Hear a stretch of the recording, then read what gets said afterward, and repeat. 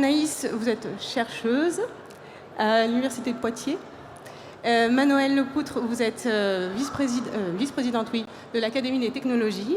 Benoît Leménian, vous êtes président de Vercor, une entreprise qui bientôt fabriquera des batteries pour l'automobile électrique. Et vous êtes le parrain de cette seconde édition de Tech Fest. Comme je disais, on est sur une thématique où on en est et qu'est-ce qu'on peut faire. Donc on va commencer par un constat. Manoëlle, je voulais commencer avec vous, vu que vous avez ce point de vue de l'Académie.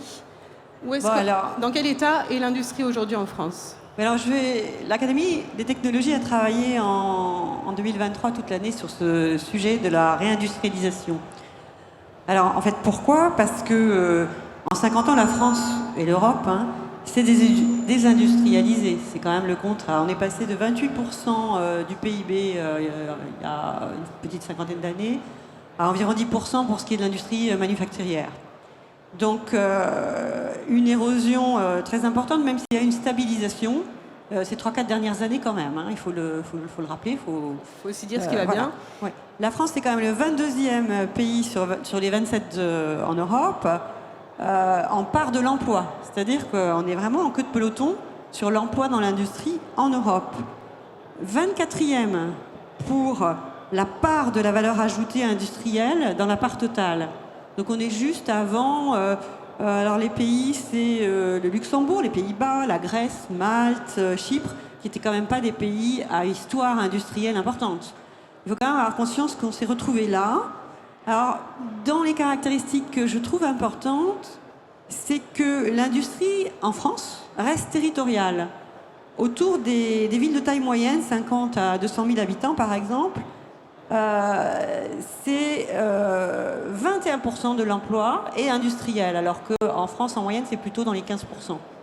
Donc il y a quand même un côté très territorial qu'il ne faut pas oublier, lié à un tissu dense et solide de petites entreprises, mais avec des fragilités très importantes dont je pourrais reparler par rapport à une compétitivité. Les deux facteurs, je dirais, essentiels de cette fragilité sont le prix de l'énergie, beaucoup plus fort en Europe, en France, qu'en Asie ou qu'aux États-Unis, et le prix de la main-d'œuvre, parce qu'on a un modèle social qu'on tient à protéger, et donc une main-d'œuvre plus coûteuse, avec d'autres raisons en plus.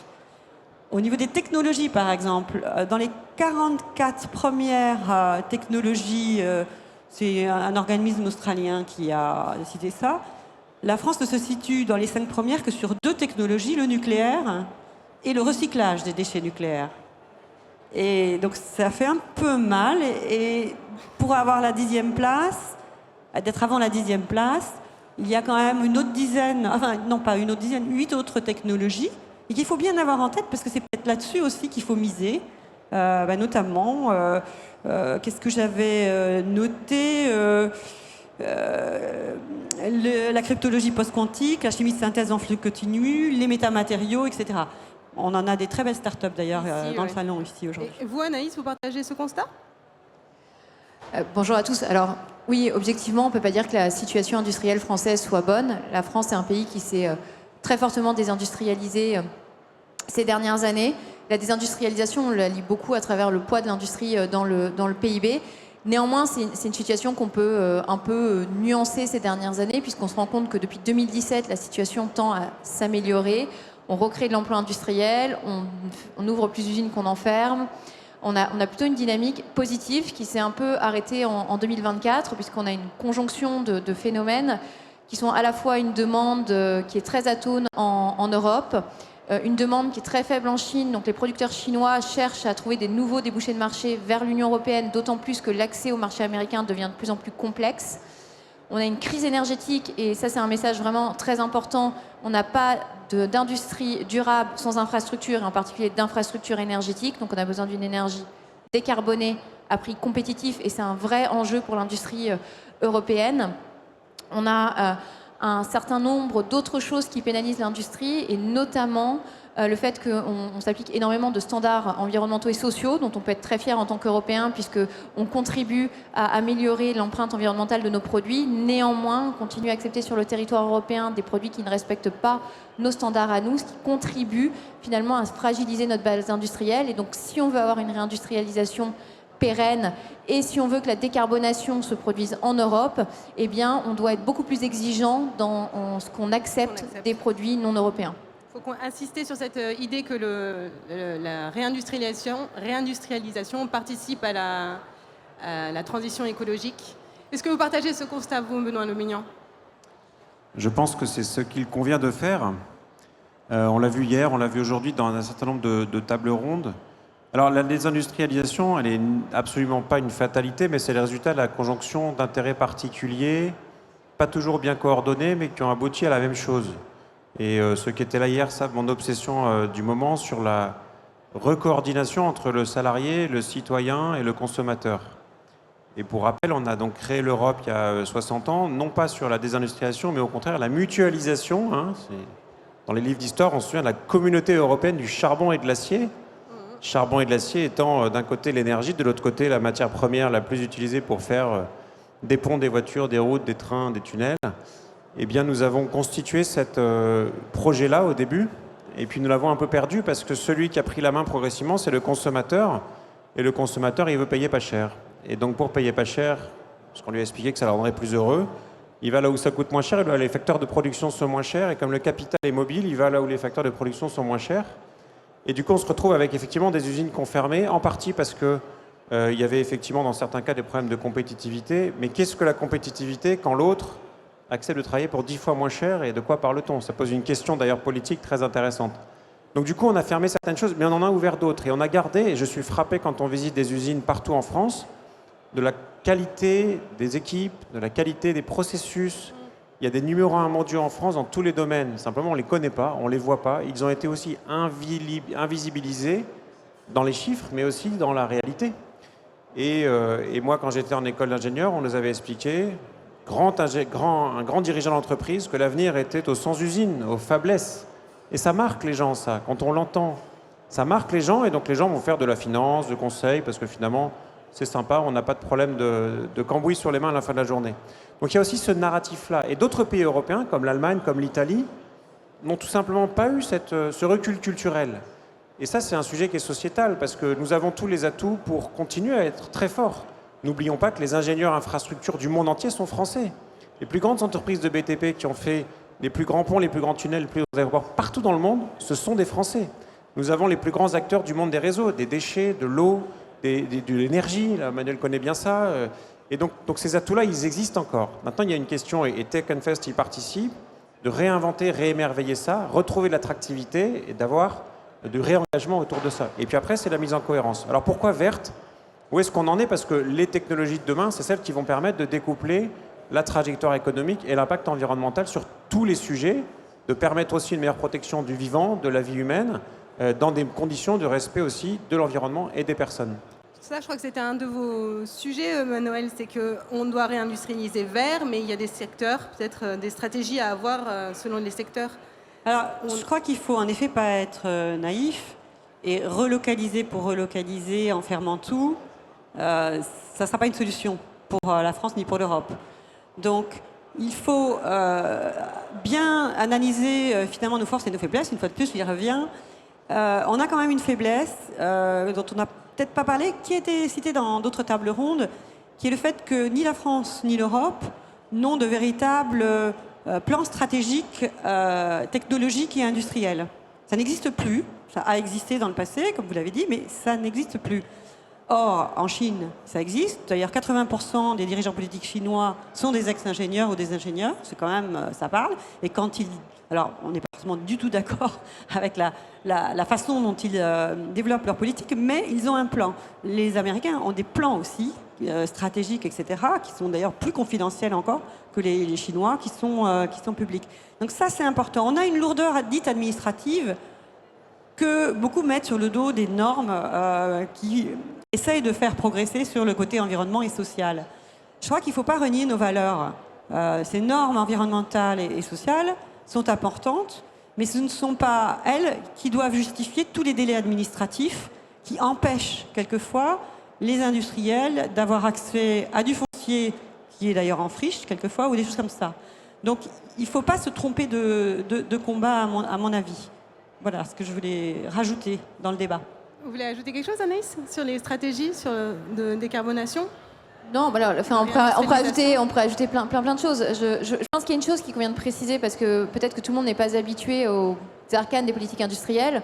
Pourquoi il n'y a pas de politique industrielle européenne? Tout simplement parce que la politique industrielle, elle est du ressort des États membres, et ça induit 27 politiques industrielles avec souvent des choix proches et une difficulté à avoir une coordination à l'échelle européenne, parce qu'il y a aussi des rapports de force entre les États, des situations économiques et des cultures économiques très différentes, et donc finalement chacun veut tirer à lui une partie de l'industrie, et souvent ça se fait au détriment de ses voisins. L'autre chose, c'est que l'Europe, elle fixe le cadre, c'est elle qui détermine les politiques commerciales, elle conclut les accords commerciaux, les accords bilatéraux ou multilatéraux à l'échelle internationale. Ce ne sont pas les États membres qui le font. Elle définit la politique de la concurrence, qui aujourd'hui est insatisfaisante pour assurer la pérennité de notre industrie.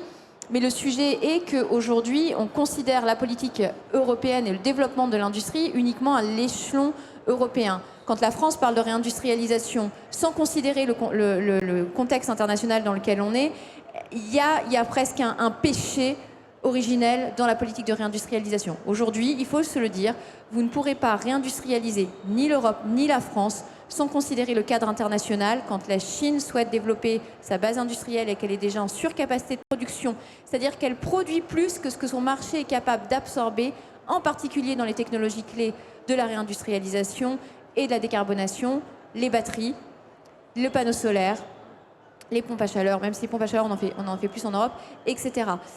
Les États-Unis sont dans une stratégie de réindustrialisation, à la fois pour soutenir leur classe moyenne, mais aussi pour se prémunir de certains risques qu'ils identifient, des risques géopolitiques, notamment autour de Taïwan, avec la question des semi-conducteurs.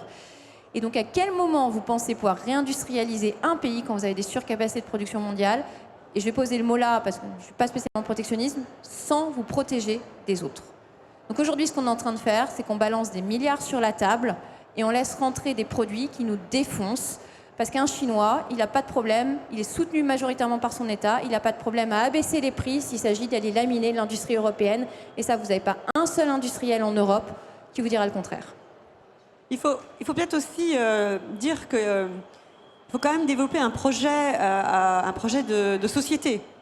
Parce qu'on a aussi des freins internes. C'est-à-dire que on a un certain nombre de ressources naturelles sur le territoire européen ou français, mais on ne les a pas toutes.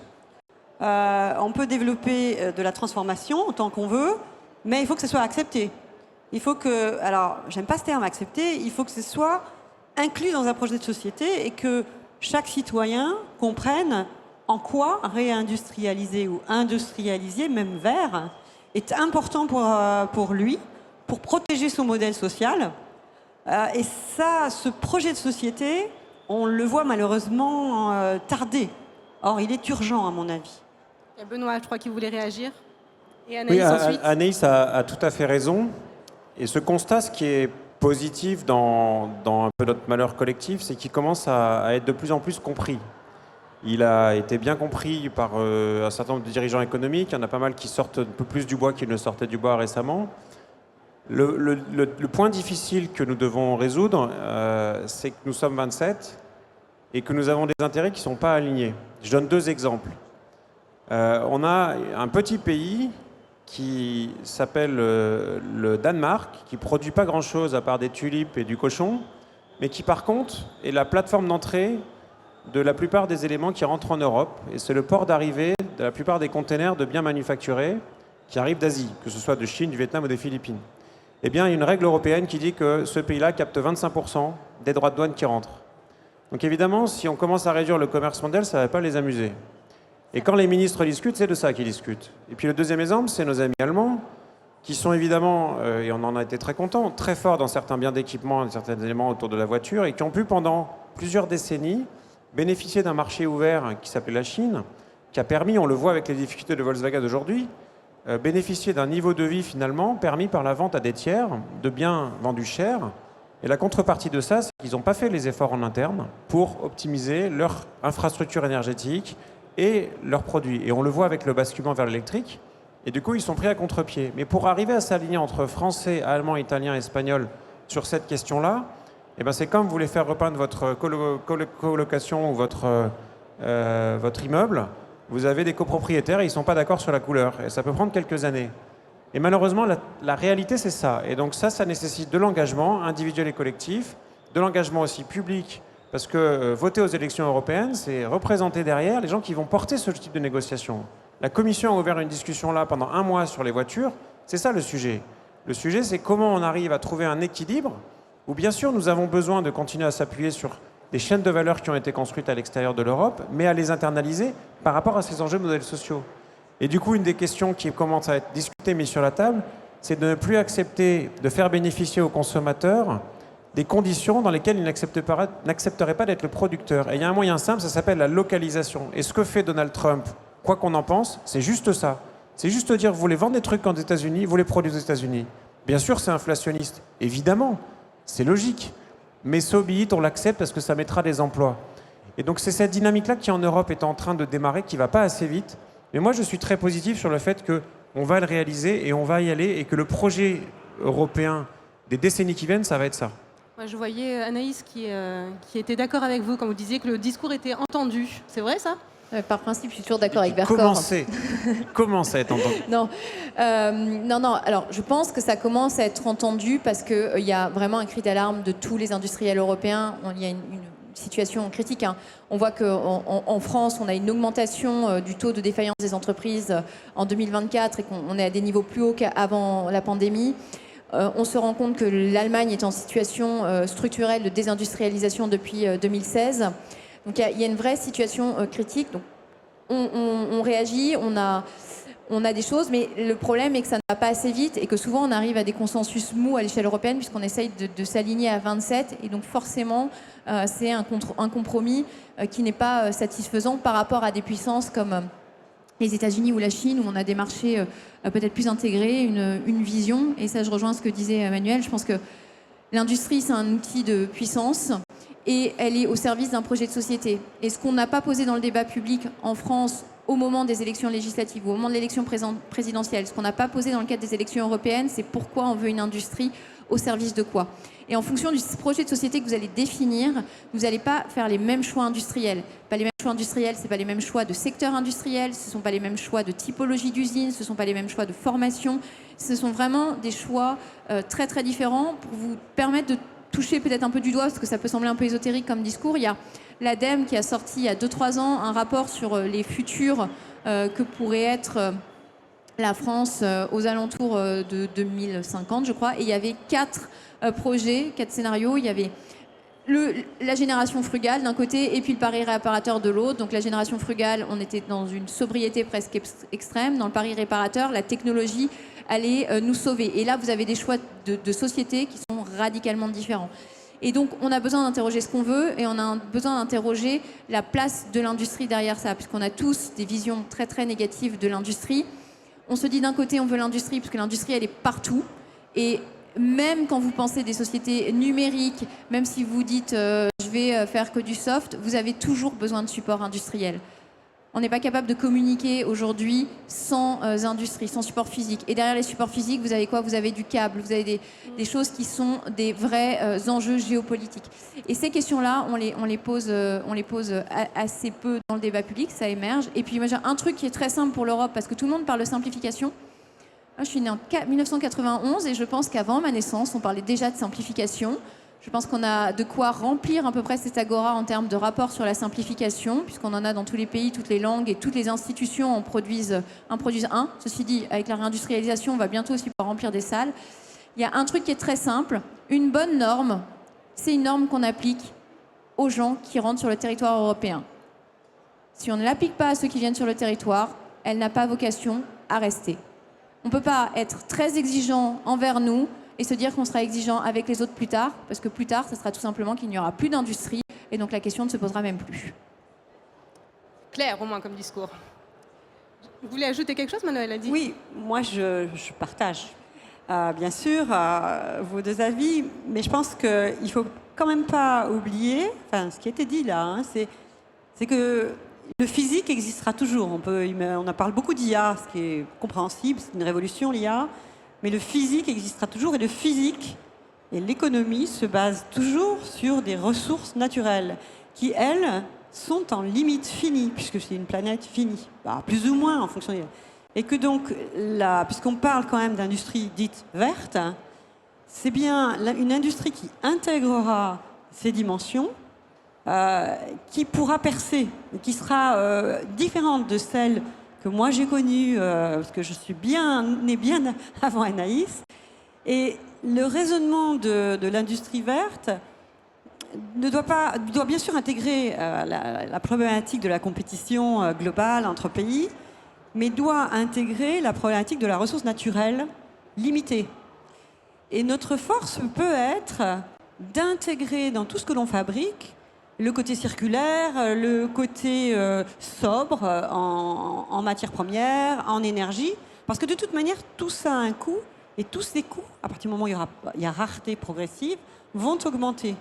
Donc la réindustrialisation, oui, mais avec cette idée en tête. Et puis aussi des partenariats.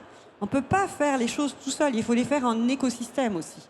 On ne peut pas se battre contre la Chine et tout le schéma que nous a expliqué Anaïs, seul, de manière isolée. Donc il faut travailler quand même malgré tout en écosystème pour se battre et sortir de là. C'était une question que je voulais vous poser, Benoît. C'est comment est-ce que l'actualité aujourd'hui, tout ce qu'on entend sur la stratégie des États-Unis, bref, toute cette actualité qu'on connaît tous, comment est-ce qu'elle influence votre stratégie chez Vercor? Alors tout industriel n'évolue jamais seul. Après, il y a des choses plus ou moins visibles du grand public et puis il y a des choses plus ou moins assumées. Ce qu'il y a de vrai, c'est qu'on a une logique de chaîne de valeur, d'acteurs complémentaires et solidaires, mais que ça nécessite en Europe de casser quelques habitudes bien installées. Parce que pour mémoire, quand vous êtes aujourd'hui 2 acteurs industriels d'une taille critique suffisante et que vous vous parlez, vous devez le déclarer à la Commission européenne et vous avez des avocats sur le dos qui vous expliquent qu'il faut absolument ne rien dire, qui pourrait porter plus tard à ce que vous soyez embêtés. Et on a malheureusement laissé échapper des champions européens qui ont été rachetés par des Américains parce qu'on s'est arrêté à ce genre de choses dont on voit bien l'intention initiale mais qu'on n'a pas su encore faire sauter. Alors il est plus que temps, par exemple, de faire sauter ce type de règles qui n'apportent aujourd'hui peut-être quelque chose aux consommateurs, mais tellement pas à l'industrie que c'est une énorme difficulté. Les exemples abondent et des ministres qui ont beaucoup râlé sur ce sujet se sont fait sortir de certains gouvernements il y a 10 ou 15 ans, et malheureusement, ils n'avaient pas tort.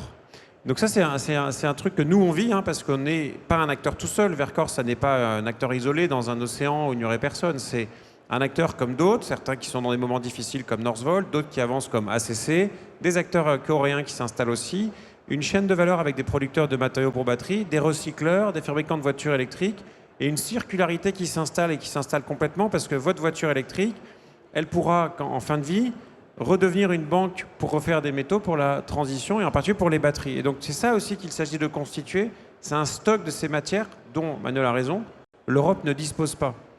Alors pourquoi j'ai aussi beaucoup d'espoir? Si tu trouves avec Vercor, on a travaillé pas mal avec la Corée, qui est un pays qui, je le rappelle, il y a 60 ans, n'était plus rien et n'a aucune ressource. Par contre, ils ont fait ça. Ils ont formé beaucoup d'ingénieurs, ils ont aligné la recherche, la formation, l'industrie avec un pilotage étatique démocratique. Ça fait qu'aujourd'hui, ils ont des acteurs que vous connaissez tous, qui sont des gros chaguéoles, LG, Samsung, SK, qui sont numéro 1 mondiaux dans tout le monde des télécommunications, du Wi-Fi, de la vidéo, du son, et bien sûr dans les téléphones et dans les batteries. Et c'est comme ça qu'ils ont pu avancer, et c'est un pays qui est grand comme la France, grand comme la France. Taïwan, c'est pareil. Taïwan, ils ont pris un vertical qui s'appelle Semiconductor. Ils ont une entreprise quasiment étatique qui était SMC, qui est le numéro 1 mondial des puces. Et donc, c'est aussi une question de choix, de volontarisme et de détermination. J'aime bien, quand on parle aussi d'industrie, faire un parallèle avec l'Angleterre. L'Angleterre, c'est quand même le pays de la révolution industrielle au XVIIIe siècle. C'est eux qui inventent le métier à tisser mécanique, c'est eux qui inventent la machine à vapeur et qui mettent des trains en route. Et l'Angleterre, aujourd'hui, c'est un pays où l'industrie est quasiment moribonde. Et effectivement, une des raisons, c'est quelles sont les cursus de formation qui permettent d'aboutir au pouvoir politique en Angleterre. C'est pas ingénieur, ça c'est sûr. Et donc il y a vraiment une thématique autour de ça. On a les éléments nécessaires pour le faire. Par contre, on a besoin de corriger des choses, de se serrer les coudes et de progresser. Après, sur la question de la compétitivité, il y a plein de domaines où on est compétitif, et je suis d'accord avec vous, à partir du moment où on accepte de regarder aussi la réalité du coût payé par les autres et ce que ça veut dire en termes soit d'impact environnemental, soit de coût social, et d'être prêt à le payer en tant que consommateur. Mais on revient toujours à ça. C'est ça. Je me demandais aussi, puisqu'on doit parler de qu'est-ce qu'on peut faire, si vous pouviez décrire le modèle de Vercors et voir ensuite s'il est réplicable, se dire s'il y a des aspects qui sont réplicables. Alors je ne sais pas s'il y a un modèle de Vercors, mais je note l'expression. Est-ce que c'est réplicable? Je ne sais pas. Je pense qu'il ne faut jamais essayer de répliquer les choses, mais s'inspirer de ce qui a pu fonctionner et de ce qui a peut-être moins bien marché. Puis Vercors n'est qu'à le début de sa vie industrielle. L'entreprise aura bientôt 5 ans. Il y a encore beaucoup de défis devant nous. Et comme toute entreprise, et j'ai parlé avec beaucoup d'entrepreneurs ici, de grandes, de petites entreprises, c'est jamais un long fleuve tranquille. Et même des entreprises bien installées, je donne toujours le parallèle, parce que moi je suis ingénieur aéronautique avec Boeing. Boeing était probablement la plus grande entreprise aérospatiale du monde. Et quasiment aujourd'hui en situation de mort. J'espère qu'ils s'en sortiront, mais c'est difficile. Je dis ça parce que Vercors aujourd'hui a réussi à garder un momentum par rapport à un projet clair que nous avons exécuté étape par étape et où nous avons su conserver la confiance de nos parties prenantes, de Renault avec son PDG, son directeur général Luca De Meo, qui a toujours été en soutien de Vercors, également comme client. Et ça, c'est très important, et que nous délivrons étape par étape les produits, aujourd'hui depuis Grenoble, demain depuis Dunkerque. Donc c'est cette notion-là, je crois, qui est peut-être l'enseignement intéressant, c'est avoir une vision claire sur laquelle on fait adhérer des parties prenantes qu'on arrive à embarquer dans notre aventure et qui maintiennent la confiance et le soutien pour faire advenir ce qui était au début une vision et qui devient un projet industriel. Et je pense que c'est peut-être ça ce qu'on pourrait appeler la méthode Vercors. Peut-être le deuxième élément, c'est ne pas tout miser sur une rupture technologique. C'est ces fameux TRL et MRL. Je pense que Manuel a vu passer beaucoup de projets. Et je dois prendre un projet emblématique qui, surtout à Grenoble, je pense, est connu. C'est quand j'étais petit, on me disait, tu verras, la fusion va résoudre le problème d'énergie du monde. Quand j'étais un peu moins petit, on m'a dit, la fusion va résoudre le problème. Et puis un jour, quelqu'un m'a dit, la fusion, c'est le Brésil, le grand pays de demain. Eh ben, c'est une sorte de boutade. Mais la réalité, c'est que la fusion, c'est toujours demain. Donc c'est bien de baser sur la fusion, mais si elle n'arrive jamais, ça ne nous aide pas beaucoup. Donc dans les batteries, on a dit, on ne va pas faire les batteries de demain. Faisons déjà celles d'aujourd'hui. Faisons-les bien, faisons-les en volume important. Parce qu'effectivement, on a su s'intégrer dans un moment de transition, dont on voit aujourd'hui, si je demande à la salle, levez la main, c'est qui brûle en voiture électrique. On va faire l'exercice. Allez, levez la main. Il n'y a pas grand monde. Alors, c'est pas beaucoup, mais c'est bien, ça fait plein de clients. Alors, il y a ceux qui n'ont pas de voiture, ça marche aussi. Ça fait plein de clients potentiels. Donc, quand vous changerez de voiture, achetez une voiture électrique. C'est moins cher, c'est plus confortable. Vous rentrez dans toutes les villes et vous serez beaucoup plus heureux. Et donc faites ce choix-là. Alors vous allez me dire ça coûte plus cher. Bah non, parce que vous n'allez plus faire le plein, vous n'avez plus de problème d'entretien, vous n'avez plus de vidange à 300 € et vous avez plein d'avantages. Et vous voyez, si je cite ça, c'est parce que nous, on est une pièce dans un écosystème plus large qui va être une transition progressive, pas assez rapide, c'est clair. Et ça me désole de voir, après 15 ans, un an dans l'industrie verte, la vitesse de transformation dans laquelle on est, l'absence d'inflexion des émissions mondiales, l'aggravation des impacts sur les écosystèmes et la vie humaine, et le fait qu'on continue à rester passif devant cette situation, alors même qu'on en a maintenant conscience.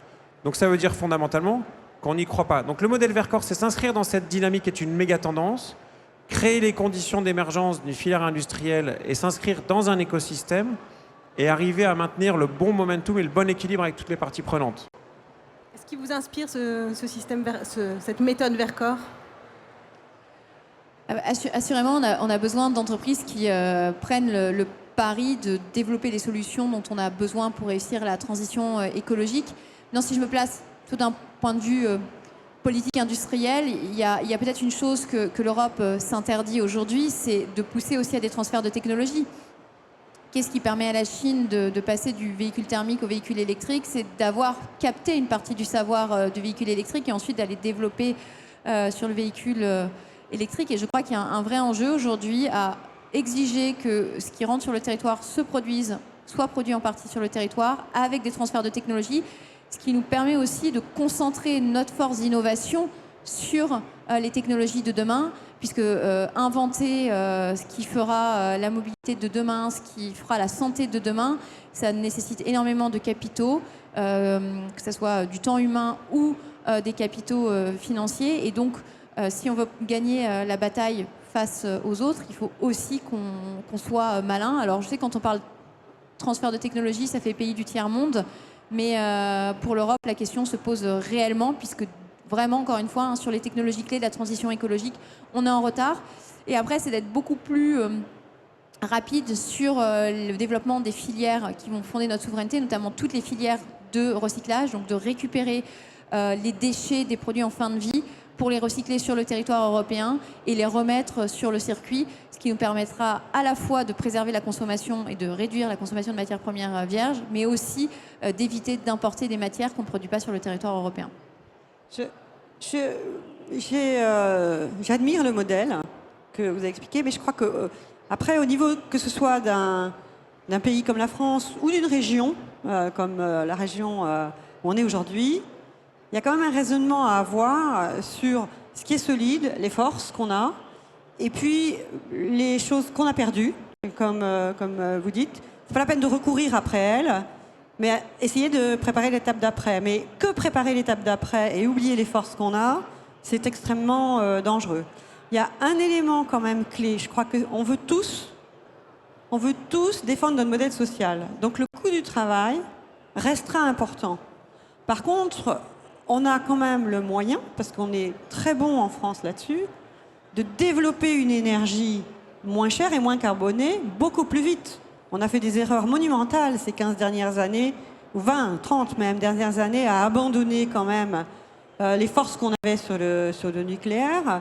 On n'a pas été, et on n'est pas assez vite sur les réflexions sur l'énergie pas chère. On a par exemple une énergie sous nos pieds qui est la géothermie, donc la chaleur du sous-sol.